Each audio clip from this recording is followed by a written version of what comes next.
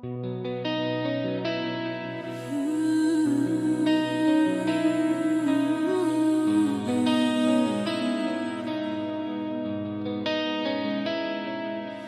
die ingang van hierdie advent wag ons op u, soos by 'n ingang na die plek waar u ons ontmoet. Soos in die tyd tussen die alreeds en die nog nie. Soos u kinders verlang en steeds sug, saam met u skepping, saam met u Gees. So wag ons en bid, hoor ons gebed in Christus naam. By die ingang van hierdie advent bely ons dat ons in u gloor.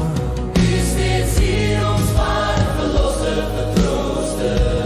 U is die een wat gesê het dat daar lig sal wees, die een wat die lig vir die wêreld is, die een wat beloof het die duisternis sal weg, die een wat 'n lig op ons pad kom gee, die een wat ons stuur om lig te gaan wees en sout.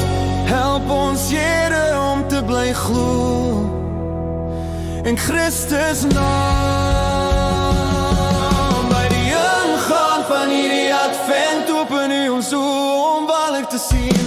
Hulle wat seer het en swaar kry, hulle wat klein is, eenkant dood of vergete, hulle wat honger is, dors, siek of verdruk, hulle wat geen uitkoms meer sien, geen werk en sal verwonder, hulle wat verlore is, hulle wat smag na vrede.